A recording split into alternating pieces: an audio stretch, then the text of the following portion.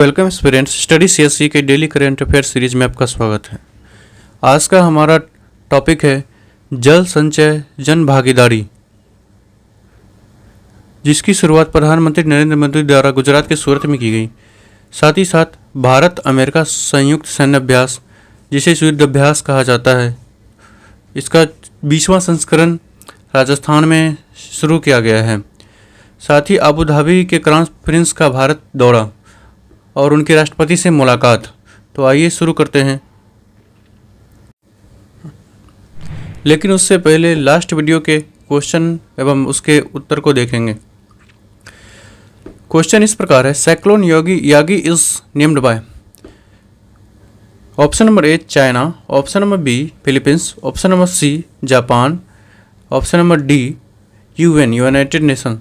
इसका सही उत्तर है जापान, अर्थात ऑप्शन नंबर सी इसका सही उत्तर है। दोस्तों, हाल ही में प्रधानमंत्री नरेंद्र मोदी ने वीडियो कॉन्फ्रेंसिंग के जरिए गुजरात के सूरत में जल संचय जन भागीदारी पहल की शुरुआत की। इस कार्यक्रम के तहत वर्षा जल संचयन को बढ़ाने और दीर्घकालिक जल स्थिरता सुनिश्चित करने के लिए राज्य भर में लगभग 25,000 वर्षा जल संचयन संरचनाओं का निर्माण किया जा रहा है।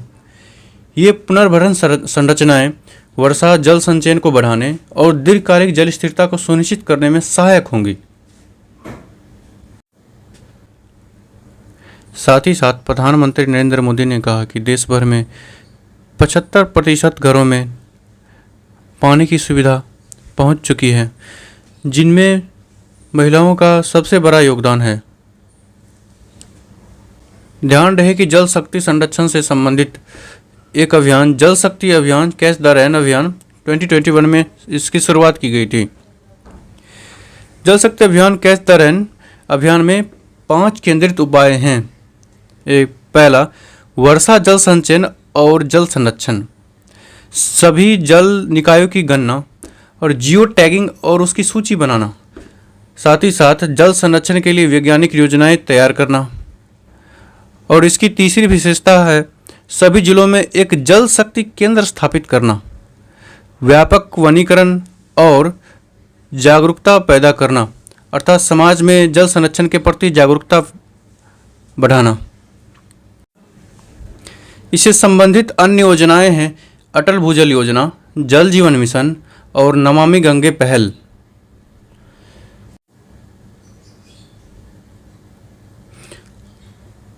आज का हमारा दूसरा टॉपिक है भारत अमेरिका संयुक्त सैन्य अभ्यास, जिसे युद्ध अभ्यास भी कहा जाता है। उसका 20वां संस्करण राजस्थान में शुरू हुआ।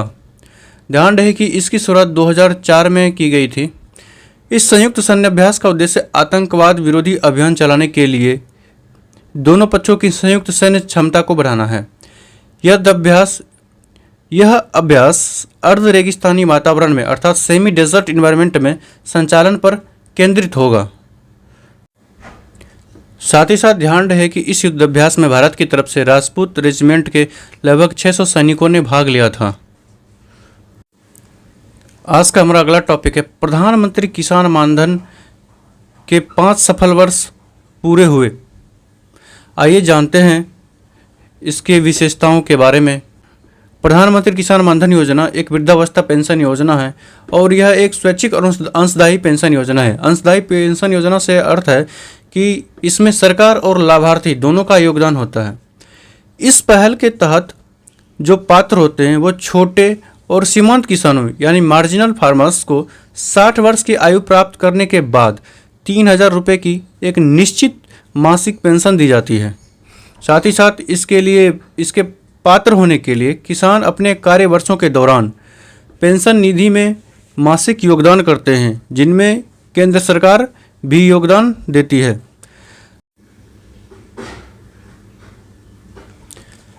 प्रधानमंत्री किसान मानधन योजना के तहत छोटे और सीमांत किसान अर्थात small and marginal farmers pension fund में मासिक योगदान देकर नामांकन करा सकते हैं। 18 से 40 वर्ष की आयु के किसानों को 60 वर्ष की आयु तक क्रमशः 55 रुपये से 200 रुपये प्रति माह का योगदान करना होगा। 60 वर्ष की आयु प्राप्त करने के बाद नामांकित किसानों को 3,000 रुपये का मासिक पेंशन मिलता है, बशर्ते कि वे योजना के बहिष्करण मानदंडों को पूरा करते हों। इसका फंडिंग जीवन बीमा निगम अर्थात LIC करता है और लाभार्थी पंजीकरण को कॉमन सर्विस सेंटर और राज्य सरकारों के माध्यम से सुगम बनाया जा सकता है। 1 अगस्त 2019 तक राज्य या संघ राज्य क्षेत्र के भूमि अभिलेखों में सूचीबद्ध 2 हेक्टेयर तक के कृषि योग्य भूमि वाले सभी किसान इस योजना के तहत लाभ के लिए पात्र हैं। ध्यान रहे कि अगस्त 2024 तक कुल 23 लाख किसान इस योजना में शामिल हो चुके हैं। इस योजना के तहत बिहार सबसे अधिक पंजीकरण के साथ आगे है, जबकि झारखंड 2.5 लाख पंजीकरण के साथ दूसरे स्थान पर है। अगर इस योजना के तहत मुख्य लाभों की बात करें तो इसमें आपको न्यूनतम सुनिश्चित पेंशन दिया जाएगा, जिसके तहत प्रत्येक ग्राहक को 60 वर्ष की आयु प्राप्त करने पर न्यूनतम 3,000 रुपये प्रति माह पेंशन की गारंटी दी जाती है। और साथ ही इसमें पारिवारिक पेंशन का भी प्रावधान किया गया है। यदि किसी विषम परिस्थिति में कोई ग्राहक अपनी पेंशन प्राप्त करते समय मर जाता है तो उसके जीवन साथी को पारिवारिक पेंशन के रूप में ग्राहक को मिलने वाली राशि के 50% के बराबर यानी 1,500 रुपये प्रति माह पारिवारिक पेंशन मिलेगी। यह तभी लागू होगा जब पति या पत्नी पहले से ही योजना के लाभार्थी न हो। पारिवारिक पेंशन का लाभ केवल जीवन साथी के लिए है, परिवार के अन्य सदस्यों के लिए नहीं है। SMF अर्थात स्मॉल एंड मार्जिनल फार्मर यानी छोटे और सीमांत किसान योजना में स्वैच्छिक योगदान करने के लिए अपने PM किसान लाभों का उपयोग करना चुन सकते हैं। इसके लिए पात्र MSF को नामांकन सह ऑटो डेबिट मैंडेट फॉर्म पर हस्ताक्षर करके उसे जमा करना होगा और यह उनके योगदान को उस बैंक खाते से स्वचालित रूप से यानी ऑटोमेटिक रूप से डेबिट करने को अधिकृत करेगा, जिसमें उनके PM किसान लाभ जमा किए जाते हैं। यह ध्यान देने योग्य है कि इस फंड में सरकार द्वारा भी समान योगदान दिया जाता है, जिसमें केंद्र सरकार कृषि सहयोग और किसान कल्याण विभाग के माध्यम से पेंशन फंड में पात्र ग्राहक द्वारा दिए गए योगदान के बराबर राशि का योगदान करती है। हाल ही में आबू धाबी की क्राउन प्रिंस ने बीते सोमवार को राष्ट्रपति से मुलाकात की। इसी वर्ष फरवरी माह में प्रधानमंत्री नरेंद्र मोदी ने UAE के एकमात्र हिंदू मंदिर का उद्घाटन किया था, जिसके बाद दोनों देशों के बीच द्विपक्षीय संबंधों को नई ऊर्जा मिली। भारत UAE का दूसरा सबसे बड़ा व्यापारिक पार्टनर है, तो वहीं UAE भारत का तीसरा सबसे बड़ा व्यापारिक पार्टनर है।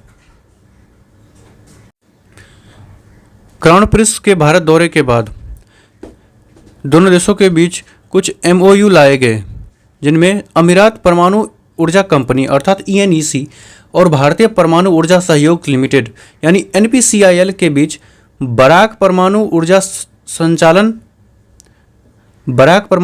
संयंत्र संचालन और उसके रखरखाव के क्षेत्र में समझौता ज्ञापन यानी MOU लाया गया।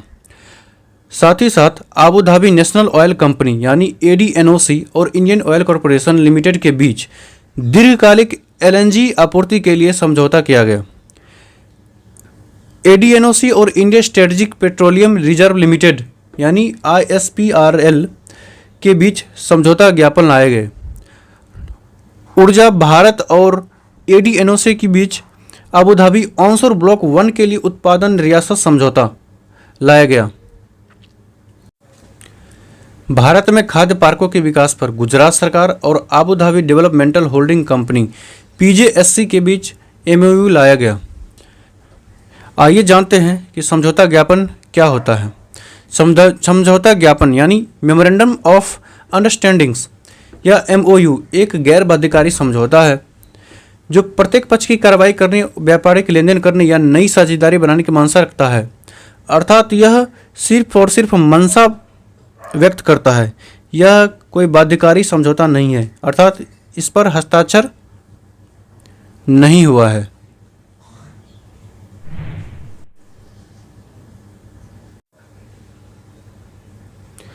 आज के करंट अफेयर्स पर आधारित कुछ क्वेश्चंस को देखते हैं। क्वेश्चन नंबर 1, जल शक्ति अभियान कैच द रेन का उद्देश्य क्या है? वनीकरण या वनरोपण, जल संरक्षण हेतु सामाजिक जागरूकता, ऊर्जा पर आत्मनिर्भरता। ऑप्शन नंबर ए 1 और 2, ऑप्शन नंबर बी 2, 3 और 4, ऑप्शन नंबर सी 1, 2 और 4, ऑप्शन नंबर डी 1, 2 और 3। क्वेश्चन नंबर दूसरा है, निम्नलिखित में से कौन सा देश संयुक्त अरब अमीरात के पड़ोसी देश नहीं है? Option number A Saudi Arabia, option B Kuwait, option C Oman और ऑप्शन डी कतर। विभिन्न प्रतियोगी परीक्षाओं के लिए करंट अफेयर से अपडेट रहने के लिए स्टडी CSE को लाइक और सब्सक्राइब अवश्य करें। नमस्कार।